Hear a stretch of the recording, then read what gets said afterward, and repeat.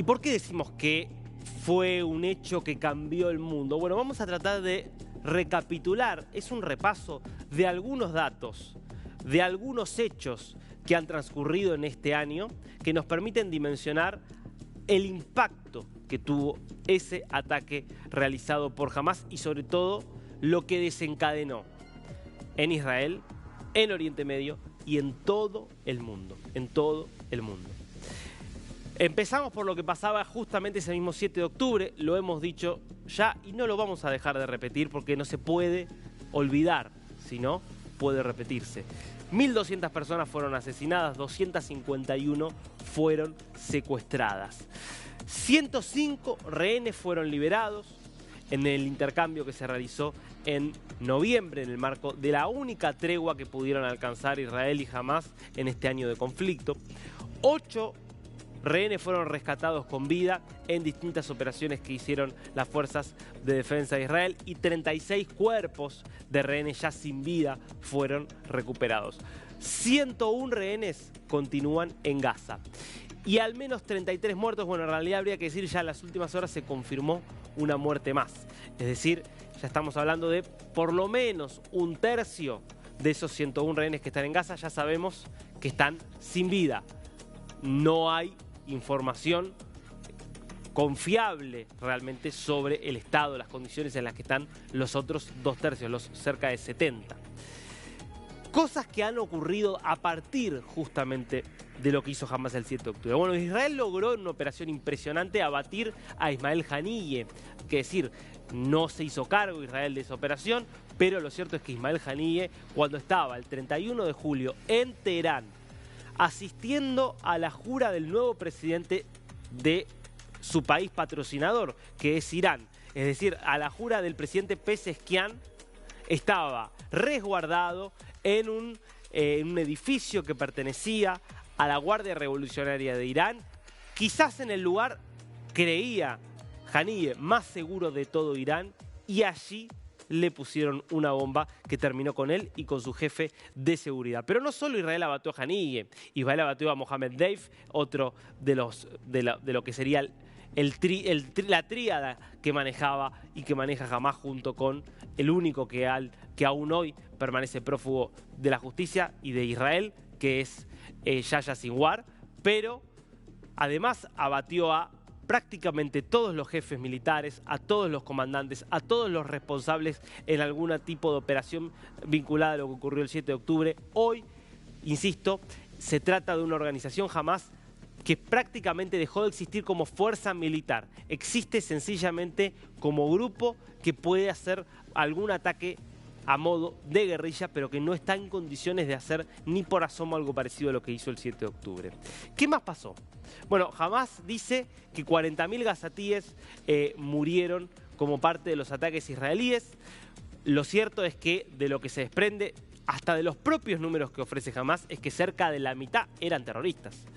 Obviamente lo que hace Hamás, increíblemente reproducido por la prensa occidental, es decir, hablar de números de muertos sin diferenciar entre civiles y combatientes. Bueno, la mitad por lo menos son combatientes y por lo bajo, en privado, lo que reconocen los miembros de Hamás es que en realidad de los que son civiles, más de la mitad, 3 de 5 aproximadamente, son familiares directos de los terroristas, que los propios terroristas eligieron tener cerca suyo y por lo tanto convertirlos en carnada, convertirlos en carne de cañón, exponiéndolos a los ataques que Israel no iba a dejar de hacer, porque Israel no podía dejar de atacar a los principales integrantes de esta organización después de lo que había ocurrido el 7 de octubre y de lo que sigue ocurriendo aún hoy. Hoy mismo estamos hablando de que Hamás volvió a atacar. Con lo poco que le queda, volvió igualmente a atacar. Bueno, un saldo igual terrible, pero que marca lo terrible que es una guerra contra una organización que sobre todo usa a la población civil como escudos humanos. Claro, Hezbollah, como sabemos, empezó a jugar un papel cada vez más importante a medida que iba avanzando la situación en la guerra. Más de 8.000 cohetes disparó Hezbollah en este año contra Israel. De esa forma logró matar a 48 personas y forzó el desplazamiento de más de 60.000 personas. Bueno, Israel empezó a atacar con fuerza a Hezbollah, a responder a todas estas agresiones. Y entre otras cosas logró abatir a Hassan Nasrallah, que es el jefe, y abatir a toda la cúpula. Hemos visto aquí la imagen, la cúpula completa de Hezbollah, toda eliminada.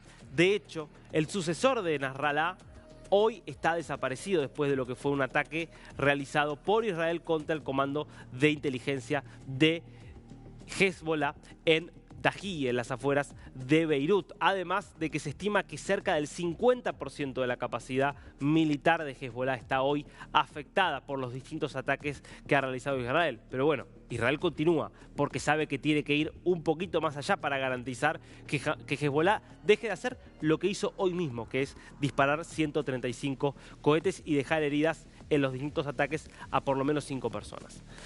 ¿Qué más pasó en este año? Bueno, las fuerzas de defensa de Israel comenzaron una operación terrestre en Líbano contra Hezbollah. El objetivo, por supuesto, es lo que venimos diciendo, garantizar que Hezbollah no pueda volver a atacar de la forma en la que está atacando de forma sistemática. También garantizar que Hezbollah no pudiera hacer lo que hizo Hamás el 7 de octubre, porque lo que reveló Israel es que encontraron evidencias consistentes de que Hezbollah planeaba hacer un ataque similar al que había realizado Hamás, penetrando por distintos frentes la frontera, enviando a miles de combatientes, y es por eso que entonces Israel dice no, tenemos que entrar y tenemos que garantizar lo que la ONU pide, porque la ONU ahora habla de Israel, pero la ONU había establecido luego de la última guerra entre Israel y Hezbollah en 2006 que Hezbollah debía retroceder al norte del río Litani, dejando un área de amortiguamiento sin presencia de Hezbollah y con una presencia de algún tipo de fuerza internacional, de algún tipo de fuerza de la ONU, en condiciones de garantizar que Hezbollah no pueda entrar directamente a territorio israelí, que Hezbollah no pueda atacar directamente a territorio israelí. Bueno, si no lo cumple, no lo hace cumplir la ONU, Israel lo está tratando de hacer cumplir mediante esta ofensiva. Bueno, al mismo tiempo el frente sur, terroristas dispararon cerca de 250 misiles contra Israel desde Yemen y además alterando todo el orden económico mundial, empezaron a atacar, estamos hablando de los hutíes, empezaron a atacar los buques que pasaban por el Mar Rojo, cubriendo una de las principales rutas comerciales del mundo, que es la ruta que comunica el Mediterráneo con el Índico, que comunica a Europa con Asia, a través del Canal de Suez y del Estrecho de Bab el-Mandeb, pasando, insisto, por el Mar Rojo, donde se encuentra justamente Yemen, en una posición muy privilegiada para, por ejemplo, poder hacer este tipo de terrorismo, que podríamos decir casi como terrorismo incluso económico, especulando con los precios del petróleo y con los precios de todos los insumos que transcurrían esa ruta y que hoy tienen que hacer una ruta diferente por justamente para evitar este tipo de ataques. Y además pasó esto.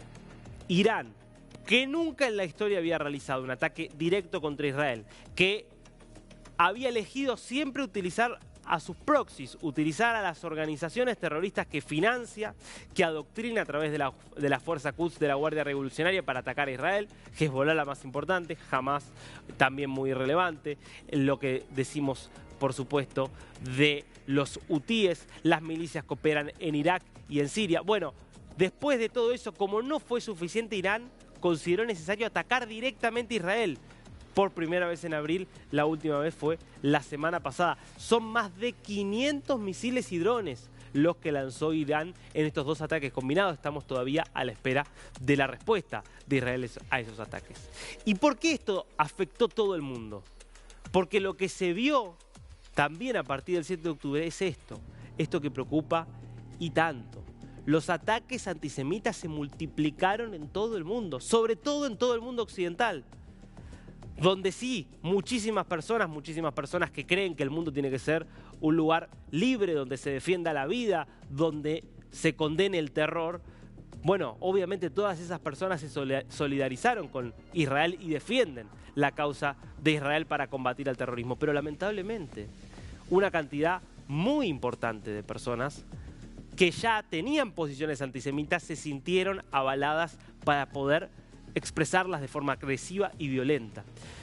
Algunos datos: 200% de incremento en los Estados Unidos, 200% de incremento en Francia, 204% de incremento en el Reino Unido. Las tasas de aumento de ataques antisemitas en el año que transcurrió desde el 7 de octubre de 2023 a hoy, en comparación con el año anterior.